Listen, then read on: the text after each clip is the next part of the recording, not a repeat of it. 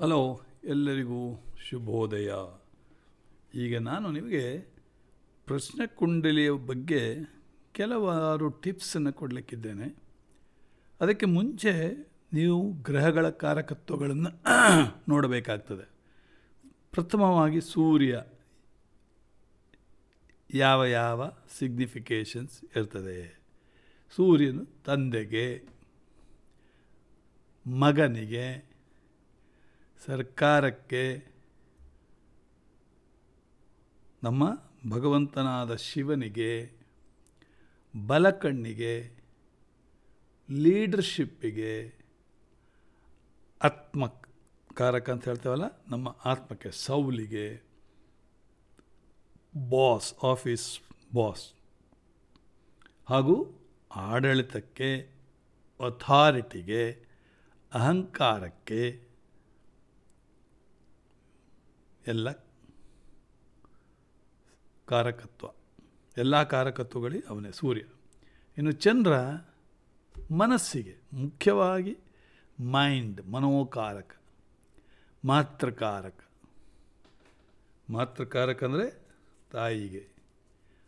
Mother in ಲಾ, ಮದುವೆ ಆದಮೇಲೆ mother in ಲಾ. ಯೋಚನೆ, ಡ್ರೀಮ್ಸ್, ಇಮ್ಯಾಜಿನೇಷನ್, ಬಹಳಷ್ಟು ಥಿಂಕಿಂಗ್ ಮಾಡ್ತಾ ಇರ್ತಾರೆ. ಬದಲಾವಣೆ, ಚೇಂಜ್ ಆಫ್ ಪ್ಲೇಸ್. ನಾನು ನನ್ನ ಕುಂಡಲಿಯಲ್ಲಿ ಚಂದ್ರ ಉಚ್ಚ, ಆದ್ದರಿಂದ 34 ವರ್ಷಗಳಲ್ಲಿ 27 ಟ್ರಾನ್ಸ್ಫರ್ಸ್. ಯಾರಿಗಾದರೂ ಆಗಿದೆಯಾ ನೋಡಿ. ನೀವು ಅದರಲ್ಲೇ ನನ್ನ ಒಂದು ನೇಚರ್ ತಿಳ್ಕೊಳ್ಬೋದು. That is because of Moon in exaltation. ಅದು ಬೇರೆ ಎಕ್ಸಾಲ್ಟೇಷನ್. ಬೇರೆ ಯಾರೇ ಆಗಿದ್ದರೆ ಅವರು ಸತ್ಯ ಹೋಗ್ತಿದ್ರು, ತಿಳ್ಕೊಳ್ಳಿ, ಆಯಿತಾ.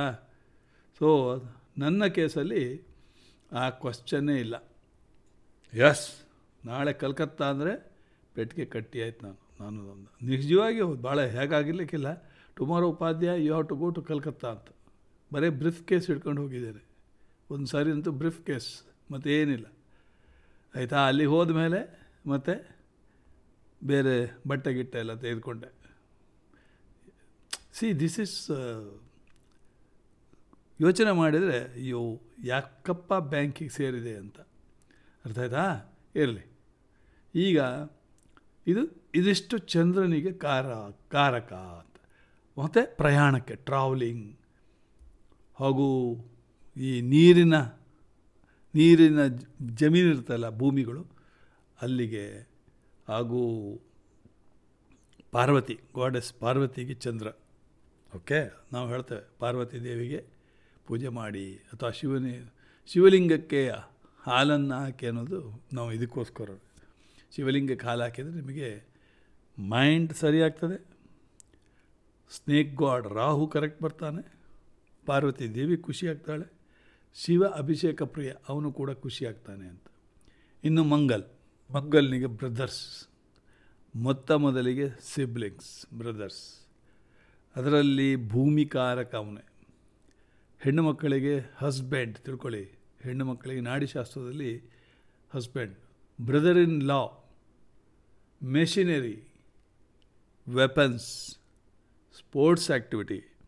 ಶತ್ರುಗಳು ನೋಡಿ, 7ನೇ ಮನೆಯಲ್ಲಿ ಮಂಗಲಿದ್ದರೆ ಅವ್ರಿಗೆ ಶತ್ರುಗಳು ಜಾಸ್ತಿ. ನನಗಿದೆ ಬ್ಲಡ್, ರಕ್ತಕ್ಕೆ, ಲಾರ್ಡ್ ಸುಬ್ರಹ್ಮಣ್ಯ, ಕಾರ್ತಿಕೇಯ.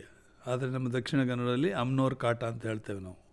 ಮಂಗಲ್ ಸರಿ ಇದ್ದರೆ, ಇಲ್ಲ ಅಂದರೆ ಮಂಗಲ್ ದೋಷ ಇದ್ದರೂ ಕೂಡ ನಿಮಗೆ ಅಮ್ನೋರ್ ಕಾಟ ಉಂಟಲ್ಲ ಅಂತ ತಿಳ್ಕೊಳ್ಳಿ. ಬುಧ, ಮೆಟರ್ನಲ್ ಅಂಕಲ್, ಮಾವ, ಅಮ್ಮನ ಅಣ್ಣ ಅಥವಾ ತಮ್ಮ. Father in law, uncle, father's elder brother, ದೊಡ್ಡಪ್ಪ. ಯಂಗರ್ ಬ್ರದರ್, ಚಿಕ್ಕಪ್ಪ. ಲವರ್, ಫ್ರೆಂಡ್, ಸ್ನೇಹಿತ, ಆಯಿತಾ. ಹಾಗೆ land, education, intellect, lord Vishnu. ಬುದ್ಧಿವಂತಿಕೆಗೆ ಬುಧನೇ. ಲಾ ಕಲಿದೇನೆ ಲಾಯರ್ ಥರ ಮಾತನಾಡುವವನು ಬುಧನೇ. ಬೃಹಸ್ಪತಿ, ಜೀವಕಾರಕ, ಮೇಲ್, ರಿಲೀಜಿಯಸ್ ಪ್ರೀಚರ್, ಧಾರ್ಮಿಕ ಗುರುಗಳು. ಅದರಲ್ಲಿ ಚರ್ಚಿನ ಫಾದರ್, ದೇವಸ್ಥಾನದ ಪುರೋಹಿತ, ಮತ್ತು ಮಸ್ಜಿದಿನ ಮೌಲ್ವಿ ಎಲ್ಲ ಬರ್ತಾರೆ. ದೇವಸ್ಥಾನ, ಟೀಚರ್, ಗುರು ದಕ್ಷಿಣಾಮೂರ್ತಿ ಗಣಗಾಪುರದಲ್ಲಿದೆ ದತ್ತಾತ್ರೇಯ ದೇವಸ್ಥಾನ, ಅಲ್ಲಿ ಹೋಗಿ ಬನ್ನಿ. ಶುಕ್ರ ಹೆಂಡತಿ, ಡಾಟರ್, ಸಿಸ್ಟರ್, ಹಣ, ಐಶ್ವರ್ಯ, house, vehicle, luxury items, music, dance, goddess Mahalakshmi. Shukra ಒಬ್ಬ ಸರಿ ಇದ್ದರೆ ನಿಮಗೆ ಹೆಂಗಸರ ಸಂಘ ಅಂತ. ನನಗೆ ಶುಕ್ರ 5ನೇ ಮನೆಯಲ್ಲಿರೋದ್ರಿಂದ I am always surrounded by ladies. ಏನಪ್ಪ ಇವನು ಶ್ರೀಕೃಷ್ಣ ಪರಮಾತ್ಮ ಅಂತ ನೀವು ತಿಳ್ಕೊಳ್ತೀರ, ಆದರೆ ಒಂದು ಚೂರು ಆಚೆ ಈಚೆ ಹೋದವನಲ್ಲ. ಇವತ್ತಿನವರೆಗೂ ಒಂದೇ ಹೆಂಡತಿ, ತಿಳ್ಕೊಳ್ಳಿ. ಶನಿ ಜಾಬ್, ಕರ್ಮಕಾರಕ ಅವನೇ. ಶನಿ ನೀಚನಿದ್ದರೆ ಅವರ ಕೆಲಸದಲ್ಲಿ ಏನೋ ತೊಂದರೆಗಳು ಉಂಟು, ನಿಮ್ಮ ಪ್ರೊಫೆಷನಲ್ಲಿ ಏನೋ ತೊಂದರೆ ಇದೆಯಲ್ಲ ಅಂತೇವೆ. ಸ್ಯಾಟನ್ ಪ್ರೊಫೆಷನ್, ಎಲ್ಡರ್ ಬ್ರದರ್, ಕರ್ಮ, ಡೆಸ್ಟಿನಿ, ಲಾರ್ಡ್, ಸಾಷ್ಟ. ಇನ್ನು Rahu paternal grand parents. Actually ಇದು ಇಲ್ಲಿ ಹಾಕಿದ್ದಾರೆ ಪೆಟರ್ನಲ್ ಗ್ರ್ಯಾಂಡ್ ಪೇರೆಂಟ್ಸ್. ನಾವು ಮಾತಾಮಹ ಅಂತ ಕರಿತೇವೆ, ತಾಯಿಯ ತಂದೆ ಅಂತ ರಾಹು ಇದ್ದರೆ. ಡಿಸೀಸ್ ರೋಗ, ಡೆತ್ ಸಾವು, ಸುಳ್ಳು, ಗ್ಯಾಮ್ಲಿಂಗ್, ಫಿಯರ್ ಆಫ್ ಡೆತ್. ನೋಡಿ ಬ್ಲ್ಯಾಕ್ ಮ್ಯಾಜಿಕ್, ಈ ರಾಹು ಎಲ್ಲ ಇದ್ದರೆ ಬ್ಲ್ಯಾಕ್ ಮ್ಯಾಜಿಕ್ಕಿನ ಅಸರಾಗ್ತದೆ. ಕೆಮಿಕಲ್ಸ್, ಲಾರ್ಡ್ ಮಹಾಕಾಳಿ ಭಕ್ತರಿಗೆ ಯಾವುದು ತಾಗುವುದಿಲ್ಲ. ನಾನು ಮಹಾಕಾಳಿ ಭಕ್ತ, ಆಯಿತಾ. ಅದರಿಂದ ನಮಗೆ ಇಲ್ಲಿ ನೋಡಿ ದಕ್ಷಿಣೇಶ್ವರ ರಾಮಕೃಷ್ಣನ ಕಾಳಿ ಇಲ್ಲಿದೆ, ಆಯಿತಾ. ಆಮೇಲೆ ದಕ್ಷಿಣೇಶ್ವರ ಕಾಳಿ ನೋಡಿ ಇಲ್ಲೇ ಎದುರುಗಡೆ ಇಟ್ಕೊಂಡಿದ್ದೇನೆ, ಆಯಿತಾ. ಸೊ ನಾನು ಕಲ್ಕತ್ತಾಕ್ಕೆ 2 ಸಾರಿ ಹೋದಾಗಲೂ ನನಗೆ ಭಾಳ ಅನುಕೂಲವೇ ಆಯಿತು. ಯಾಕಂದರೆ ಪಿತೃಶಾಪ ಪರಿಹಾರಕ್ಕೆ ಗಯಾದಲ್ಲಿ ಹೋಗಿ ಮಾಡಿದೆ. 1, 2ನೇದಾಗಿ ಕಾಳಿ ದರ್ಶನ, ಮತ್ತು 3ನೇದಾಗಿ ಪ್ರಮೋಷನ್, ಚೀಫ್ ಮ್ಯಾನೇಜರಾಗಿ ಪ್ರಮೋಷನ್ ಸಿಕ್ತು. ಇದು ಬ್ಲೆಸ್ಸಿಂಗ್ ಇನ್ ಡಿಸ್ಗೈಸ್. ಮತ್ತು ಮಕ್ಕಳ ಮದುವೆ, ಹೆಣ್ಣು ಮಕ್ಕಳ ಮದುವೆ ಸಲೀಸಾಗಿ ಆಗೋಯ್ತು. Ketu maternal grand parents. ನಾವು ಇದು ಉಲ್ಟಾ ಹೇಳ್ತಾ ಇರ್ತಾನೆ, ಆಯಿತಾ. Science, sages, astrology. ನೋಡಿ ನಂದು ಕೇತು 2ನೇ ಮನೆಯಲ್ಲಿ, 2ನೇ ಮನೆ ಎಜುಕೇಷನ್, ಆಸ್ಟ್ರಾಲಜಿ ನೋಡಿ ಅಲ್ಲಿ Ketu. Medical, spirituality, lord Ganesha. ನೋಡಿ ಈಗ ಬುಧ ದಶ ಕೇತು ಭುಕ್ತಿ ನಡೀತಾ ಇದೆ ಆಗಸ್ಟ್ 2020ಇಂದ. ಅದರಿಂದ ಭಗವದ್ಗೀತಾ ಅಪ್ಲೋಡ್ ಮಾಡಿದ್ದೆ, 18 ಅಧ್ಯಾಯ ಅಪ್ಲೋಡ್ ಮಾಡಿ DVG ಅವ್ರದ್ದು 4 ಅಧ್ಯಾಯ ಅಪ್ಲೋಡ್ ಮಾಡಿದೆ. ಆಮೇಲೆ ಬಿಟ್ಟೆ. ಕಾರಣ ನಮ್ಮ ಅಳಿಯ ಭಾಂಜ ಅವನು ಹೇಳ್ದ, ಮಾವ ನಿನಗೆ ಯಾಕೋ ಫ್ರಸ್ಟ್ರೇಷನ್ ಆಗ್ತಾ ಇದೆ ಅಂತೇಳಿ. ಅದು ಕರೆಕ್ಟ್, ಅವನು ಹೇಳಿದ್ದು ಕರೆಕ್ಟು. ಅಲ್ಲಿಗೆ ಬಿಟ್ಟೆ, ಆಯಿತಾ.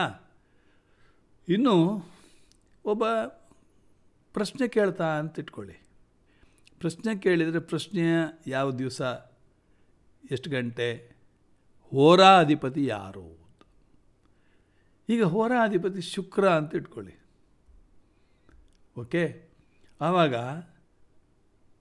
ನೀವು ಏನು ಮಾಡಬೇಕು,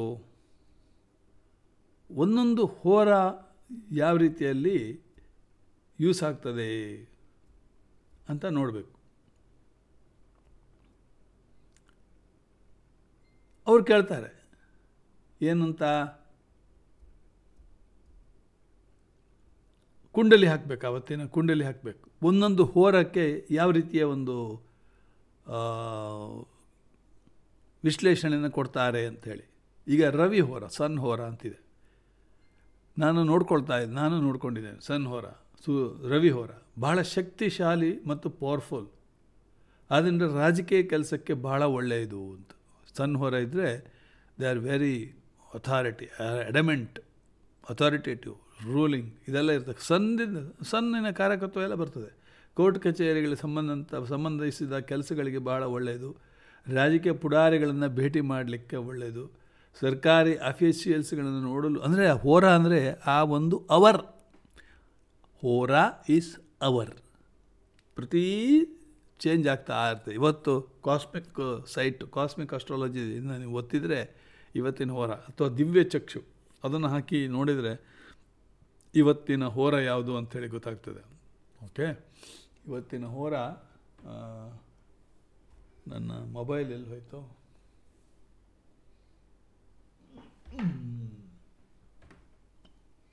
ಈಗ ನನ್ನ ಹತ್ರ ಇರಬೇಕು ಅಂತ ಮಾಡಿದ್ದೇನೆ, ಆಯಿತಾ? ಸೊ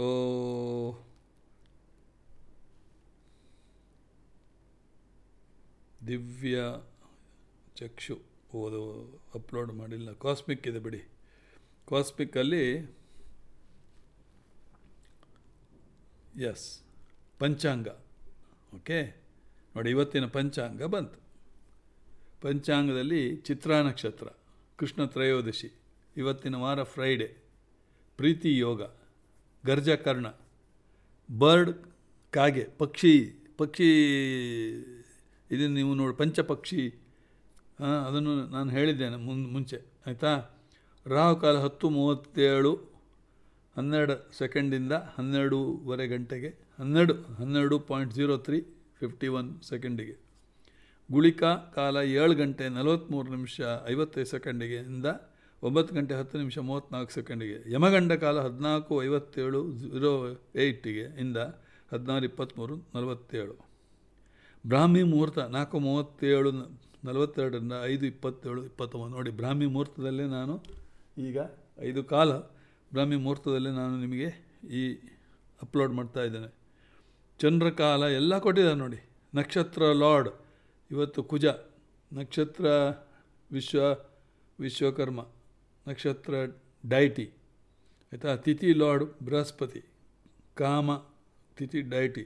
ಯೋಗ ಲಾರ್ಡ್ ಬುಧ ನೋಡಿ, ಯೋಗ ಲಾರ್ಡ್ ಬುಧ ಅಂದರೆ ಯೋಗ ಡೈಟಿ ಮರುತ್. ಕಾಮ ಲಾರ್ಡ್ ಬೃಹಸ್ಪತಿ, ವಾಸುದೇವ ಲಾರ್ಡ್. ಹೋರಾ ಲಾರ್ಡ್ ನೋಡಿ ಶುಕ್ರ. ಓಕೆ,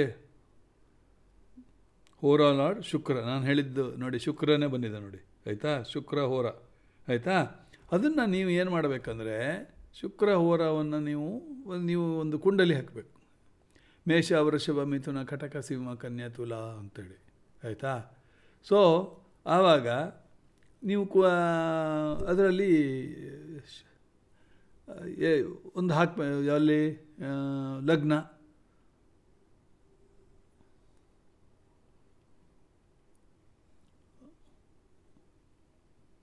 ರಾಹು ಈಗ ಟಾರಸ್ಸಲ್ಲಿದ್ದಾನೆ, ಕೇತು ವೃಶ್ಚಿಕದಲ್ಲಿದ್ದಾನೆ, ಆಯಿತಾ?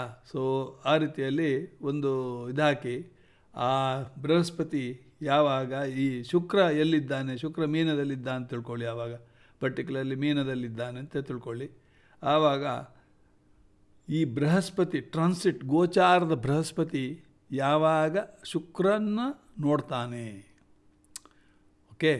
ಬೃಹಸ್ಪತಿ ಗೋಚಾರದ ಬೃಹಸ್ಪತಿ ಶುಕ್ರನನ್ನು ಹೇಗೆ ನೋಡ್ತಾನೆ? ಸಪೋಸ್ ನಾವು ಕುಂಡಲಿ ಹಾಕುವಾಗ ಈಗ ಪರ್ಟಿಕ್ಯುಲರ್ ಶುಕ್ರ ಎಲ್ಲಿದ್ದಾನೆ? ತುಲಾದಲ್ಲಿದ್ದಾನೆ, ಐ ಥಿಂಕ್. ಇಲ್ಲ, ತುಲಾ ಅಲ್ಲ, ಶುಕ್ರ ಇರೋದು ಈಗ ಕನ್ಯಾದಲ್ಲಿ ಅನಿಸುತ್ತೆ ನನಗೆ ತಿಳಿದ ಮಟ್ಟಿಗೆ.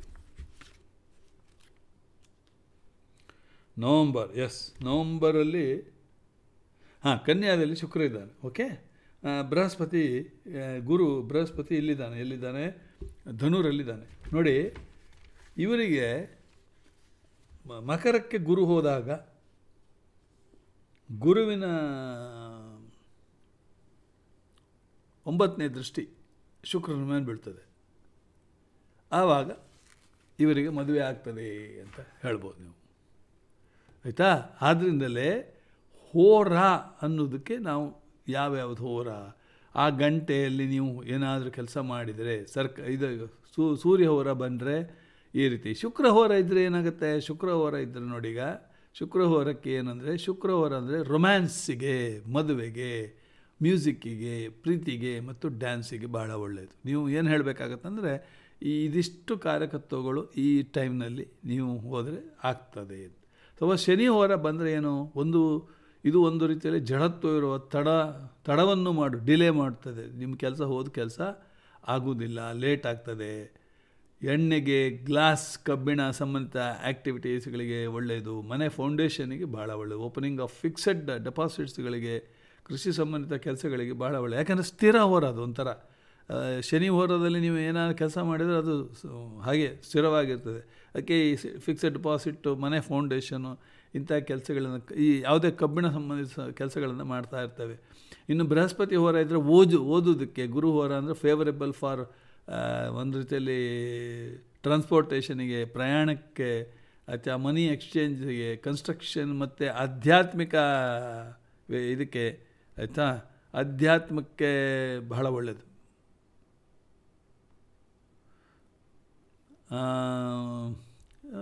ಯಾಕಂದರೆ ಗುರು ಆಧ್ಯಾತ್ಮ ಇದೆಲ್ಲ ಏನಲ್ವಾ, ಹಾಗೆ ಈವನ್ ಎಜುಕೇಷನಿಗೆ ಬುಧ ಹೋರ ಇದ್ದರೆ ಏನಾಗುತ್ತೆ, ಅವನು ಭಾಳ ಕ್ವಿಕ್ ಮತ್ತು ಸ್ಥಿರ. ಆದರೆ ವಿದ್ಯಾಭ್ಯಾಸಕ್ಕೆ ನೋಡಿ, ವಿದ್ಯಾಭ್ಯಾಸಕ್ಕೆ ಬುಧ ಹೋರ, ಹೊಸ ಹೊಸ ಸ್ಕಿಲ್ಸ್ಗಳು, ಬುಧನಲ್ಲಿ ಒಂದು ರೀತಿಯಲ್ಲಿ ಹೊಸ ಹೊಸ ಸ್ಕಿಲ್ಸ್ಗಳು ಬರ್ಬೋದು, ಆಯಿತಾ. ಸ್ಥಳವನ್ನು ಬದಲಾಯಿಸಲಿಕ್ಕೆ, ಬರೆದಿರುವ ಅಗ್ರಿಮೆಂಟ್ಗಳನ್ನು ಮತ್ತು ಪ್ರಯಾಣಕ್ಕೆ ಸಂಬಂಧಿಸಿದ ಆ್ಯಕ್ಟಿವಿಟೀಸ್ಗಳಿಗೆ ಅಂತಿಮಗೊಳಿಸುವಲ್ಲಿ ಬಹಳ ಒಳ್ಳೆಯದು. ಅದನ್ನು ಒಂದು ಎಂಡ್ ಮಾಡಬೇಕಲ್ಲ. ಮಂಗಲ ಹೋರ ಇದ್ದರೆ ಏನಾಗುತ್ತೆ, ಬಹಳ ಶಾರ್ಪ್ ಮತ್ತು ಅಗ್ರೆಸಿವ್ ಆಗಿರುತ್ತೆ. ಆದ್ದರಿಂದ ಸ್ಪೋರ್ಟ್ಸ್ಗಳಿಗೆ, ಕಾಂಪಿಟೇಟಿವ್ಸ್ಗಳಿಗೆ, ಎಲೆಕ್ಟ್ರಿಕಲ್ಸ್ ಮತ್ತು ಮೆಕ್ಯಾನಿಕಲ್ ಕೆಲಸಗಳಿಗೆ ಇದೆಲ್ಲ ಭಾಳ ಒಳ್ಳೆಯದಾಗ್ತದೆ ಅಂತ, ಆಯಿತಾ. ಸೊ ಆದ್ದರಿಂದ ನೀವು ಇದು ಮಾಡುವಾಗ ಯಾವ ಹೋರ, ಚಂದ್ರ ಹೋರ ನಿಮ್ಗೆ ಗೊತ್ತಿದೆಯಲ್ಲ, ಚಂದ್ರ ಹೋರ ಶಾರ್ಪ್ ಆ್ಯಂಡ್ ಅಗ್ರೆಸಿವ್ ಅಲ್ಲ, ಚಂದ್ರ ಹೋರ ನಾನು ಆವಾಗಲೇ ಹೇಳಿ ಆಯ್ತು, ಭಾಳ ಸಾಫ್ಟ್, ಮೃದು. ಅದರಿಂದ ತೋಟಗಾರಿಕೆಗೆ, ಗಾರ್ಡನಿಗೆ, ಕೃಷಿ ಕೆಲಸಕ್ಕೆ, ಅಥವಾ ಬೀಜ ಹಾಕಲಿಕ್ಕೆ ಸಮಯ ಬೇಕಲ್ಲ. ನಮ್ಮ ಒಡೆಯರೇ ಇವತ್ತು ಯಾವ ದಿವಸ ಬೀಜ ಹಾಕಿದರೆ ಒಳ್ಳೆಯದು, ಬೀಜ ಹಾಕಿದರೆ ಎಲ್ಲ ಬೀಜ ಹಾಕಿದರೆ ನಿಮಗೆ ಬರಬೇಕಂತಿಲ್ಲ. ಕೆಲವರು ಕೈಗುಣ ಅಂತ ಹೇಳ್ತೇವೆ. ನಮ್ಮ ತಂದೆಯವರು ಎಷ್ಟೋ ಜನ ಬಂದು ತಂದೆಯವ್ರ ಹತ್ರ ಬೀಜ ಹಾಕ್ಸ್ಕೊಳ್ತಾರೆ ಕೆಲವರು. ಅದು ಎಲ್ಲ ಬೀಜ ಸಸ್ಯ ಮೊಳಕೆ ಹೊಡಿತದೆ. ತೋಟಗಾರಿಕೆಯಲ್ಲೂ ಸುಮ್ಮನೆ ಎಲ್ಲರಿಗೂ ಬರುವುದಿಲ್ಲ. ಈ ಕರ್ಕ ರಾಶಿಯವರಿಗೆ ತೋಟಗಾರಿಕೆ ಜಾಸ್ತಿ ಇರ್ತದೆ. ಕರ್ಕದಲ್ಲಿ ಚಂದ್ರ ಅಲ್ವಾ, ಅದರಿಂದ ಅವರು ಬರೀ ಗಾರ್ಡನಿಂಗು ಇಂಥದ್ದೆಲ್ಲ ಮಾಡ್ತಾ ಇರ್ತಾರೆ. ಕೆಲವು ಪ್ರತಿಯೊಂದಕ್ಕೂ ಒಂದು ಲಗ್ನದಲ್ಲಿ ಕೇತು ಇದ್ದವರು ನಾಯಿ ಬೆಕ್ಕುಗಳನ್ನು ಸಾಕುವುದು ಜಾಸ್ತಿ ನೋಡಿ. ಎಲ್ಲರಿಗೂ ಅದು ಬರುವುದಿಲ್ಲ. ನಮಗೆ ನೋಡಿ ನಾಯಿ ಬೆಕ್ಕುಗಳು ಕಂಡ್ರೆ ಆಗುವುದೇ ಇಲ್ಲ, ಕೋಲ್ ತಗೊಂಡು ಓಡಿಸ್ಬಿಡ್ತೇನೆ. ಕಾರಣ ಏನು, ನಮ್ಮದಲ್ಲಿ ರಾಹು 8ನೇ ಮನೆ, ಕೇತು 2ನೇ ಮನೆ. ಲಗ್ನದಲ್ಲಿ ರಾಹು ಇದ್ದವ್ರನ್ನೆಲ್ಲ ನೀವು ನೋಡಿ, ಅಂಥವರಿಗೆ ಪ್ರೇತಗಳ ಸ್ವಪ್ನ ಕೂಡ ಬೀಳೋದು ಜಾಸ್ತಿ. ಭೂತ ಜೊತೆ ಮಾತಾಡ್ತಾ ಇರ್ತಾರೆ, ಆಯಿತಾ. ಸೊ ಹೋರ ಈಸ್ ಹೋರಾಸ್ ಆ್ಯಂಡ್ ಅದರ ಉಪಯೋಗ ಏನು ಅಂತ, ಆಯಿತಾ. ಸೊ ಟ್ರಾನ್ಸಿಟ್ ಜುಪಿಟರ್ ಯಾವಾಗ ಹೋರ ಅಧಿಪತಿ ಆ ಹೋರ ಲಾರ್ಡ್ ಮೇಲೆ ಕಣ್ಣು ಹಾಕ್ತಾರೆ, ಆವಾಗ ಮದುವೆ ಗ್ಯಾರಂಟಿ ಅಂತ. ಸೊ ಮದುವೆ ಮುಹೂರ್ತವನ್ನು ಇಡಲಿಕ್ಕೂ ಇದು ಭಾಳ ಅನುಕೂಲ ಆಗ್ತದೆ. ಆ ಟೈಮ್ನಲ್ಲಿ ಇಂಥ ಶುಕ್ರ ಹೋರಾದಲ್ಲಿ ಅಂತೇಳಿ ಹೇಳ್ಬೋದು. ಸೊ ಆವಾಗ ಶುಕ್ರ ಹೋರ ಬಂದರೆ ಭಾಳ ಒಳ್ಳೆಯದು ಅಂತ, ಆಯಿತಾ. ಇದಿಷ್ಟು ನಾನು ನಿಮಗೆ ಹೇಳಬೇಕಂತ ಮಾಡಿದ್ದೇನೆ. ಇಷ್ಟನ್ನು ಹೇಳಿ ಇಲ್ಲಿಗೆ ನಿಲ್ಲಿಸ್ತೇನೆ. ಎಲ್ಲರಿಗೂ ಶುಭವಾಗಲಿ. ಜೈ ಶ್ರೀ ಕೃಷ್ಣ.